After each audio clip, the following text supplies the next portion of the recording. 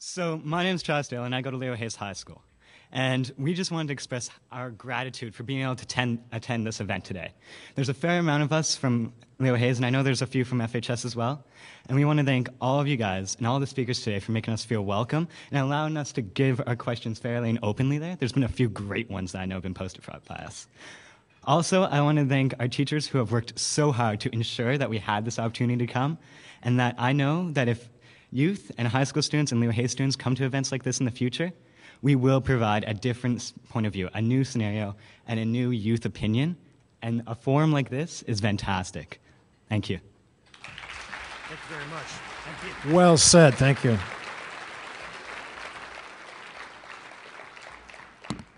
My manager tells me, my stage manager says we're running tight on time, so no draw prizes for now. We're going to move on. I'm going to introduce Harry Forrestal. He's the afternoon moderator, so he's the next professional speaker to get up here and I can get off. He has a career spanning more than 20 years in media, and he's been a freelance reporter for the Parliamentary Press Gallery in Ottawa. He's covered breaking political news for local CBC radio before pursuing a career as a producer of morning radio programs. In '95, Harry moved to London, England, where he worked as a science and medicine correspondent for several international broadcasters, including BBC World Services. His work for CBC Radio Quirks and Quirks earned him 2 awards for the Canadian Science Writers Association. So we're very pleased to have Harry here for the afternoon. He's a very appropriate moderator given the theme of the day. Harry, please join me on the stage.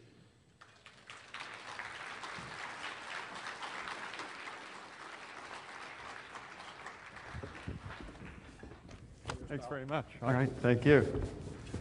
Oh, I don't need to walk to the microphone.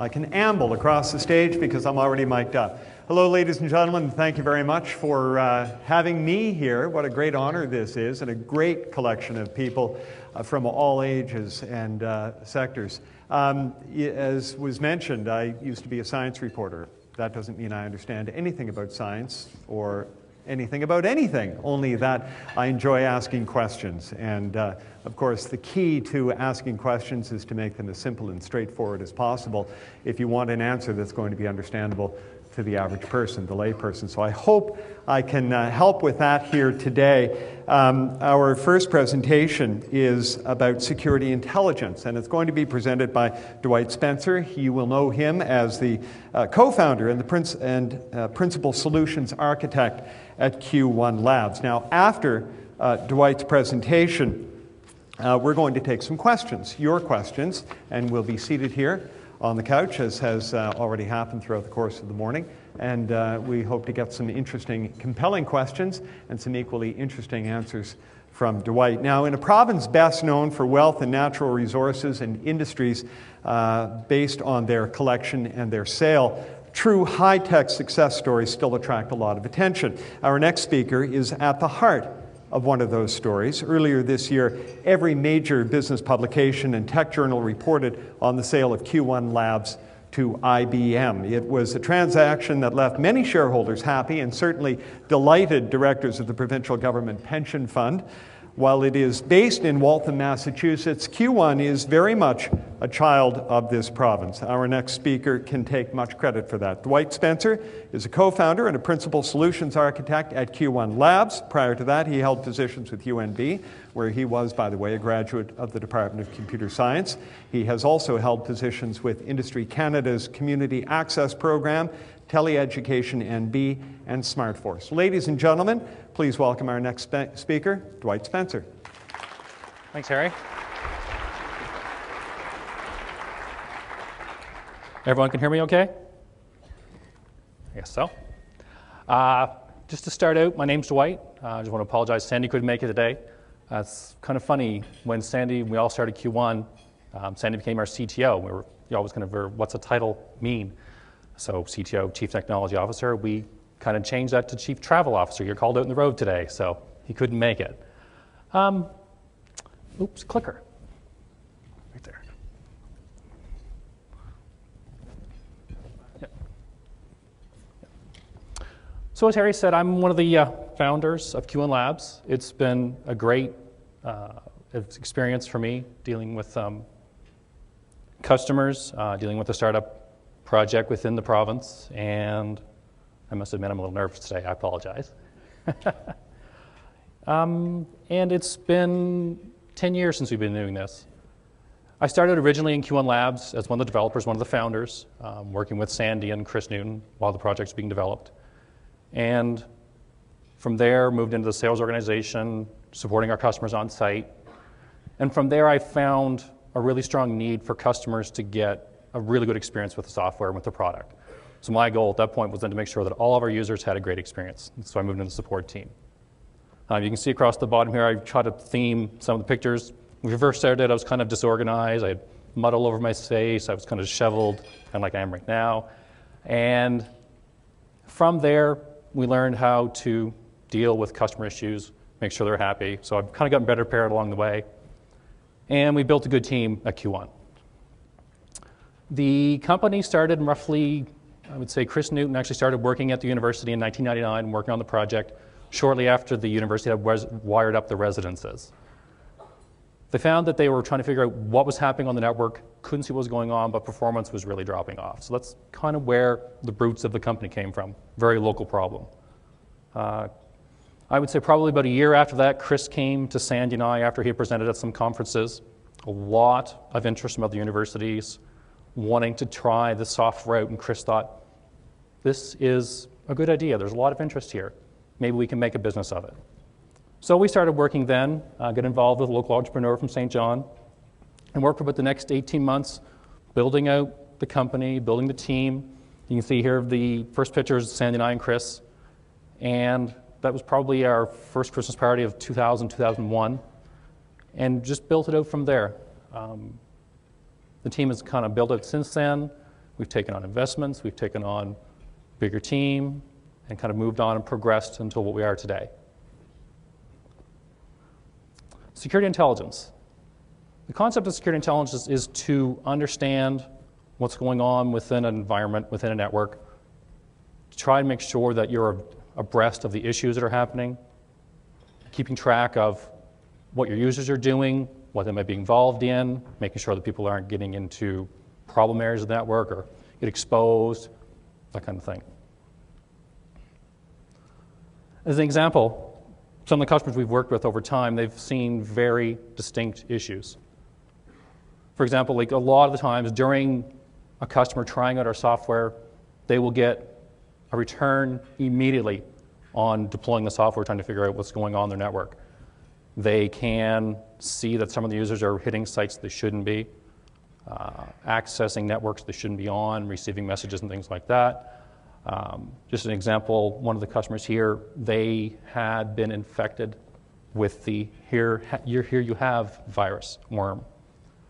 And they found that they couldn't necessarily see what was going on. There was a lot of reaction time involved in trying to figure out what the problems were. That was an example of one customer issue. Another one, we have a large customer, Chevron, has huge amounts of data that they're trying to analyze. They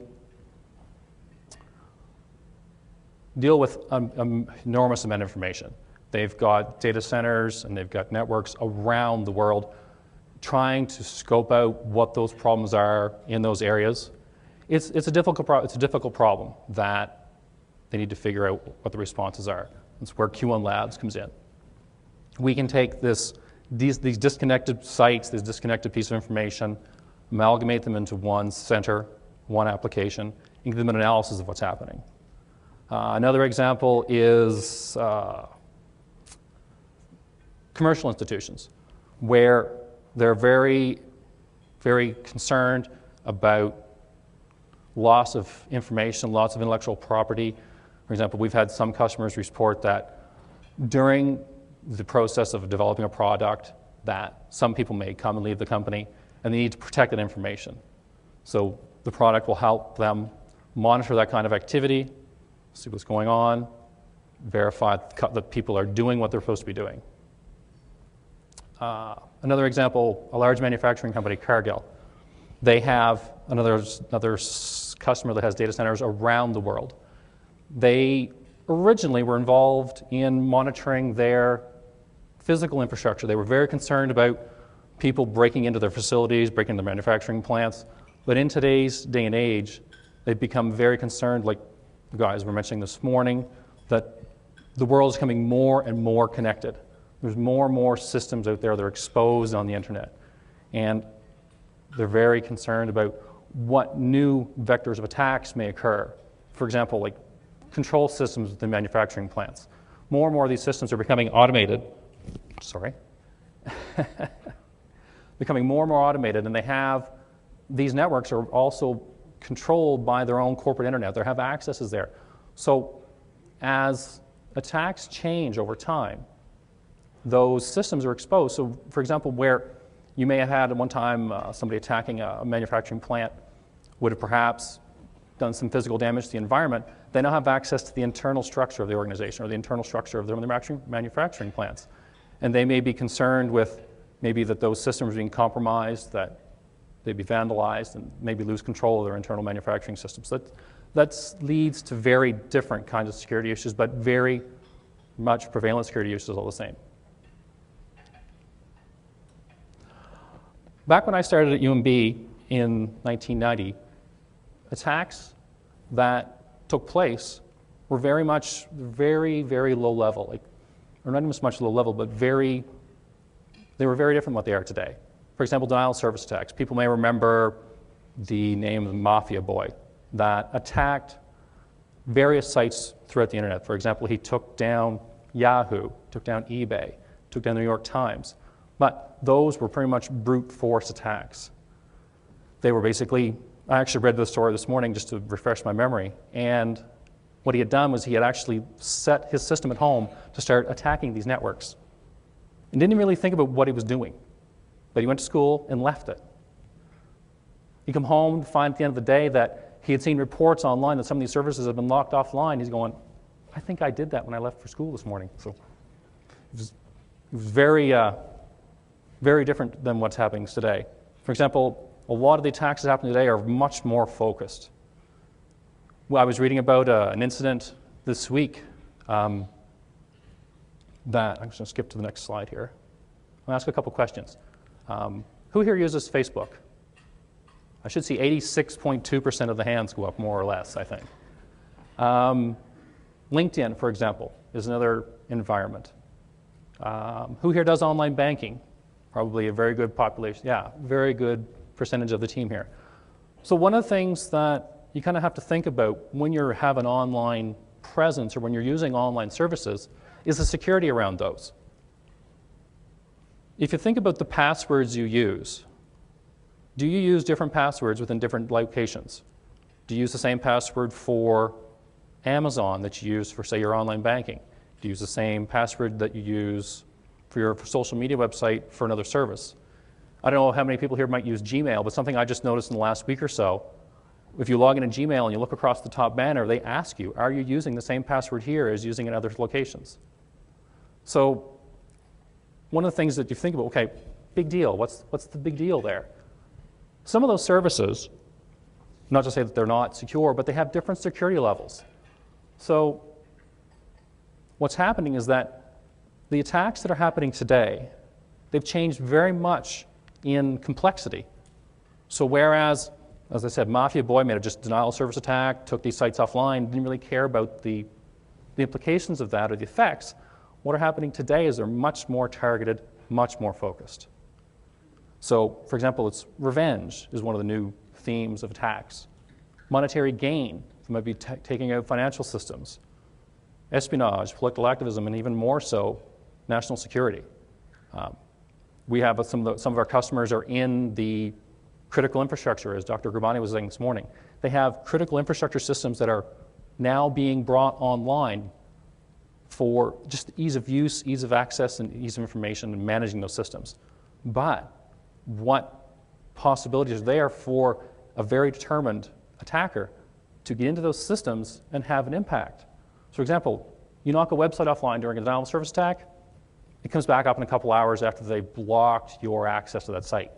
But if you were, for example, to get access to the electrical network, the electric control network system, as Lee was saying this morning, that the impact of these attacks is much different today than what it was then. So for somebody to take down one of these networks and shut off power for the Eastern Seaboard, it's not just 10 or 15 people or 10 or 15,000 people that are affected, it's millions. And what's the impact of that? You got to think about that when this kind of thing is happening. So you think, okay, it's my password, I'm not going to affect anybody. But as you progress, you're going to have to think about what are you involved in, what are you doing in the future. If you set these practices now to make sure you have secure systems, you'll think about that in the future. One of the examples I was going to mention is called HB Gary. It's a really good example of shared common password systems. This is a federal government military contractor that was involved with a lot of government contracts.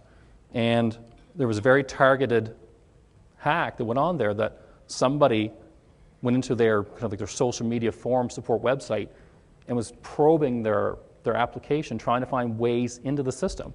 And like I said, different systems have different levels of security. You've got a public-facing web form that, say, maybe it's not a really highly critical system, but when you use the same password there as, say, for example, in your email system, you leave that door open.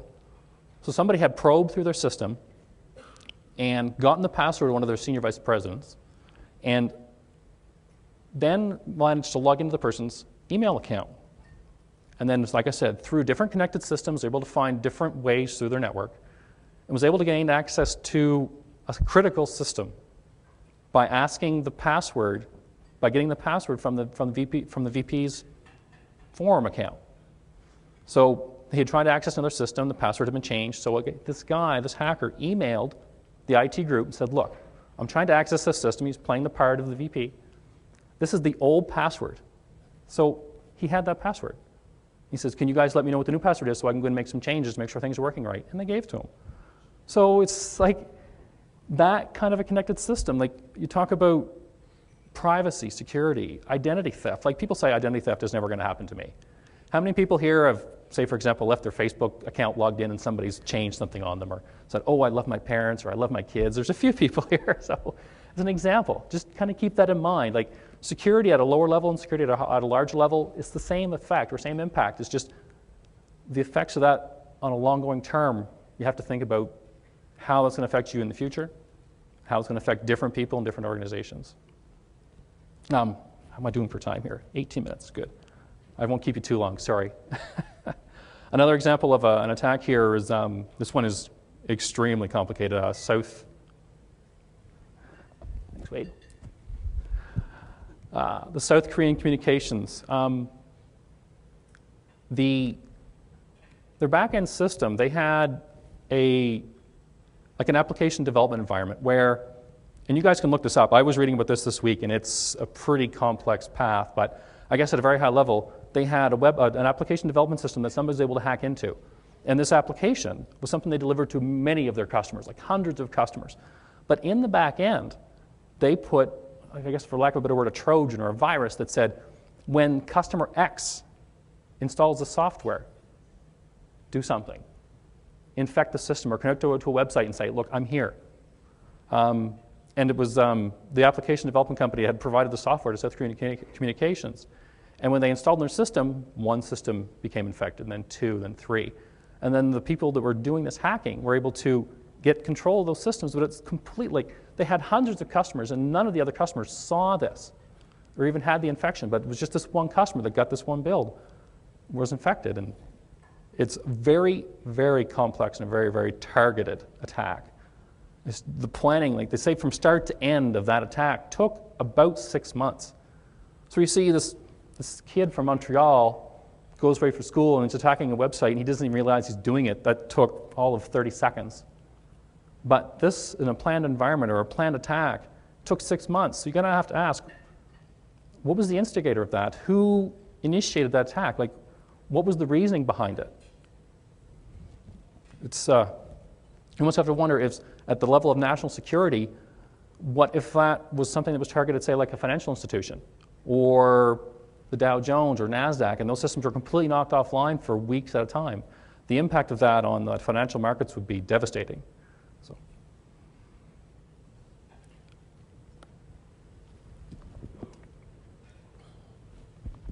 One of the goals of Q1 Labs and software, our software Qradar, is to help people see these kinds of attacks.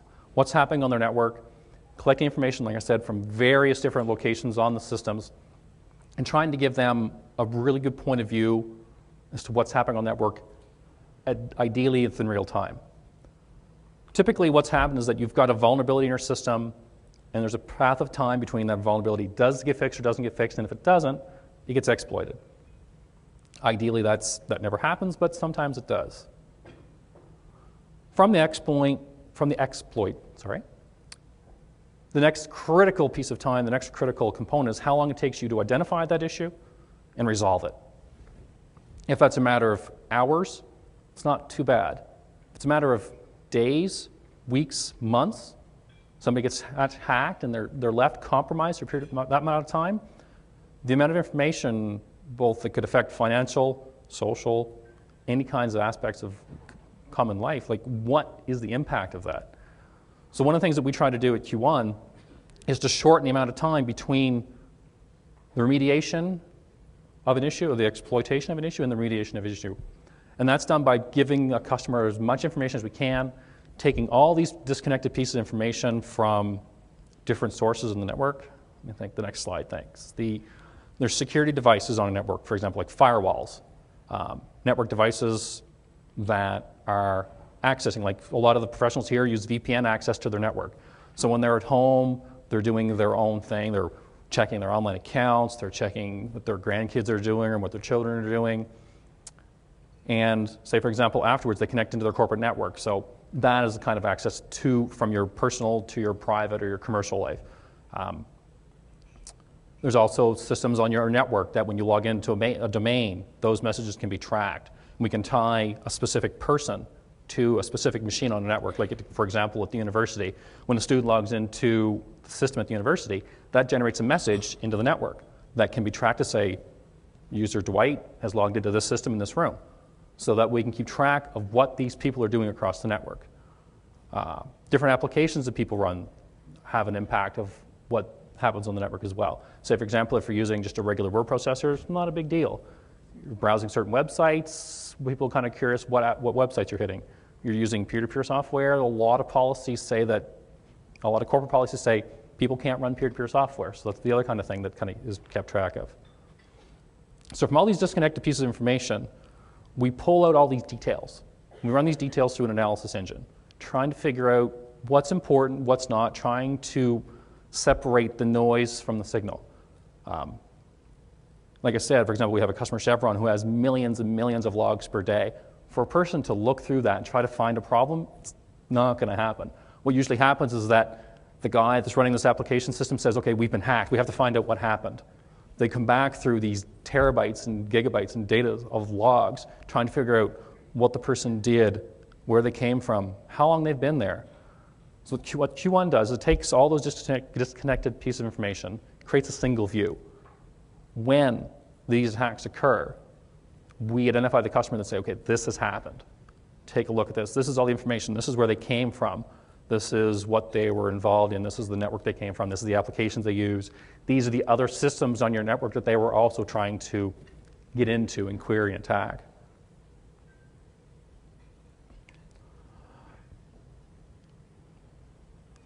The goal of the software is to give an organization a single place where they can go look for this. Historically, people have dealt with different kinds of systems. They have to go to their application servers and see what applications are running and what people hit those. They go to their Windows domains or Novell servers trying to look through the logs of who logged in and when. They have to go to the firewall, look through all the logs, see where the people came from, who was allowed in the network and who was denied. But now with the software, they get all information in one spot. They don't have to go running around spending hours and days trying to figure out what happened, where it occurred, and who did it. The goal now is to give them a single view as to what's happening and shorten that time between exploitation and the resolution. One of the things actually I went to mention, I was listening to Dr. Gurbani's presentation this morning, and he's talking about the AIMS software. One of the things that Q1 has done, kind of extending the software, is we now have a new component within the software that allows you to suggest a change that you're going to implement in your network. Say, for example, you're going to allow a certain other partner company to come into your network and access certain systems. What you can do is you can say, this is the change I'm going to make. This is where it's going to impact. What happens if I do this?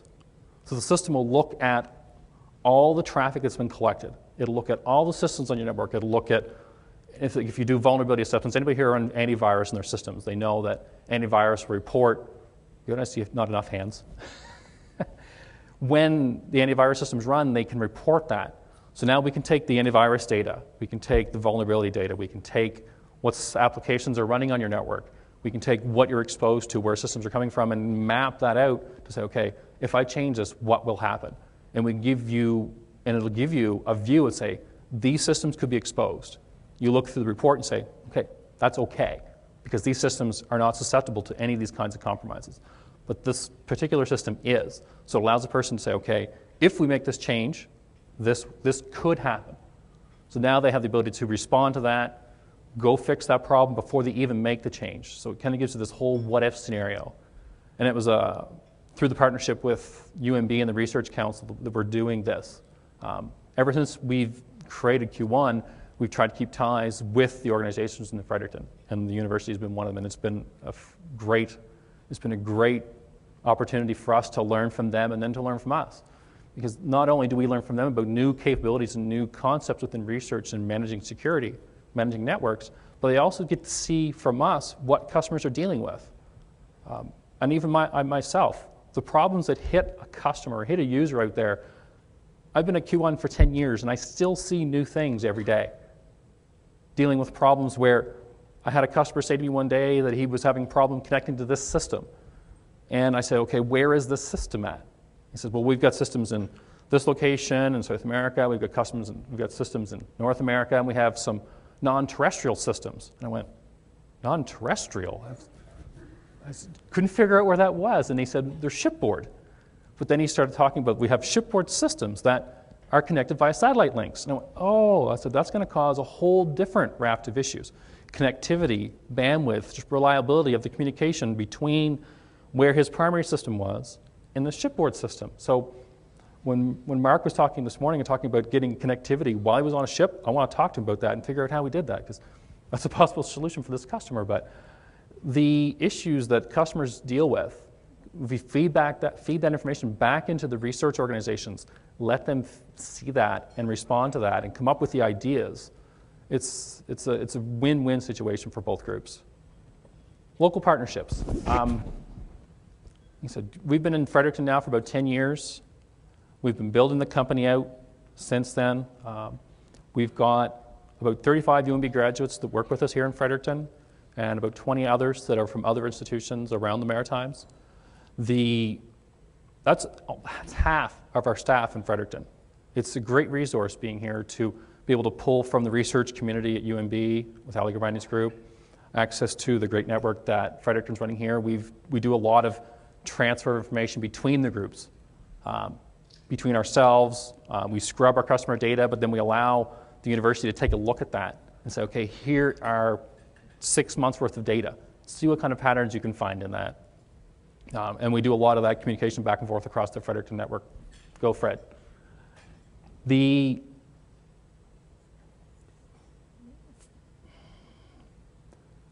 team here has been a really good team. We've started out with about 6 of us in 2000, 2001. The company now, like I said, in Fredericton is about 120 to 130 people. It's a very close-knit team here. The team, I've seen me call in some problems to our staff list at work, 8 o'clock at night, and within half an hour I've got answers from maybe 5 or 6 or 7 people within our development team saying, check this, check this, check this. A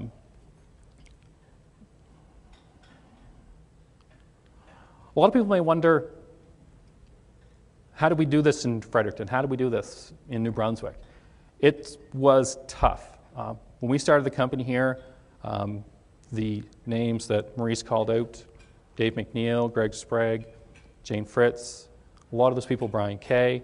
When we started Q1, we weren't quite sure, when we started the product, we weren't quite sure how we were going to make out.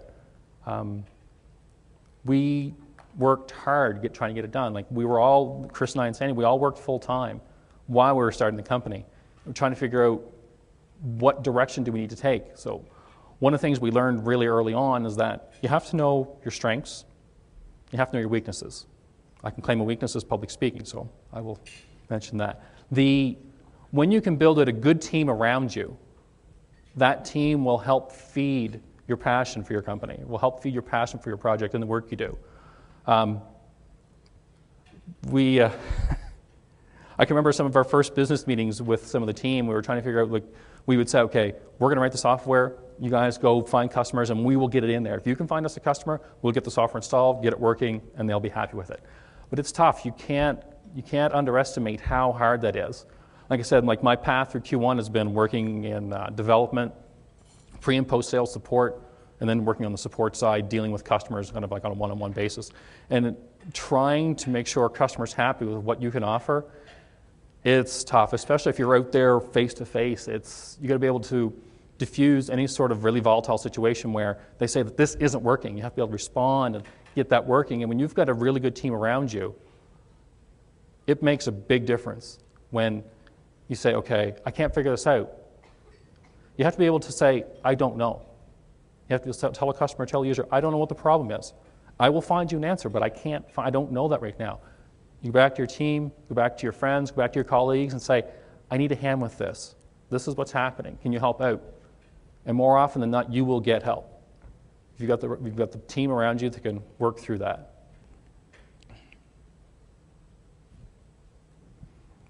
Sorry. One other quick thing. The goal, I guess, of working with a team like this is to make sure that users are happy. Like I said, I've been at this 10 years, and I think we've done a pretty good job. The team has grown worldwide around 300 people. I see a lot of people here today that I hope will be involved in organizations here in the province or here in Fredericton. And I wish you all good luck. Thank you. Thanks. Good job. Thanks. All right, have a seat, Dwight. We've already got plenty of questions from, yes, indeed, some tough ones too. But I want to start with one just out of my own curiosity. Is it something I said? No. Thirsty. Sorry, I'm not going to run away yet. Not yet. What is the profile of the typical online attacker now? Has it changed? You talked about hacktivists and, It's all over the map. Like, for example, I was working with a customer today's Thursday, I can't remember the days anymore, on Monday. One of his users had said that they had a probe. This is kind of back to the whole forum thing and back-end applications being more secure than others. He had said that one of his database admins had come to him and said, we've got something happening on one of our servers, we can't quite figure out what's going on. So he called us. And it's not typically something we get involved in, like going through an investigation, but we helped them out, keep users happy. And while we were watching the system, like his DBA came back and said, we've got people injecting stuff into our forum-based website, redirecting users to different sites. And I said, that's basically injection. They're injecting redirection, like cross-site scripting into the website. And while we were watching it, they cleaned it up, but the hole was still there. So as I'm watching the system, and we're watching traffic coming into the network, I see the probe come in again, and their database got infected again. You guys got to go talk to the developer of this application and get this cleaned up. So what was the goal of that person? I don't know. It's getting harder and harder to scope out what the intent of an attack is. Like, is it monetary, or is it just curiosity, or is it somebody probing a system? And presumably you're dealing with a whole other level of attackers as well, if what we believe is actually true about national governments becoming involved. That's the thing. You get the reason somebody does the attack, curiosity, revenge, monetary. But when you start thinking about different levels of what they're probing, what they're hitting, who's the instigator of that, who's the sponsor of that activity, it's a question I don't know if I want to entertain the answer to. It's just, sometimes I have maybe a too positive an outlook. I think that we should all just get along. Sorry, that's probably a little bit naive. That's a great sentiment. Unfortunately, I suspect the demand for Q1 Labs abilities will continue for some time. Listen, let's get to some of the questions from the audience here. One question from Twitter. How does all of the tracking you were talking about affect user privacy? Privacy. What privacy? Well, it kind of depends on your institution, your organization that's using the software.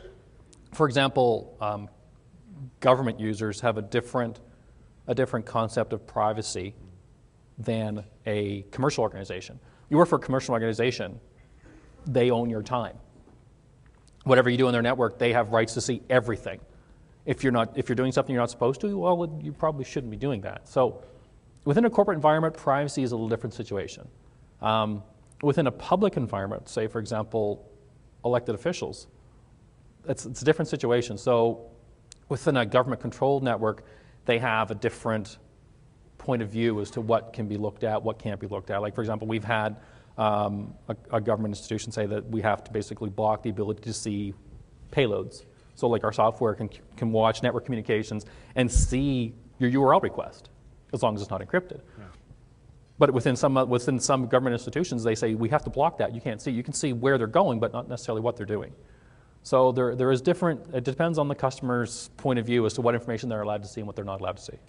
An interesting question here. How does Q1 Labs handle the plausibility of a threat from within Q1 Labs when you have access to so much insider information?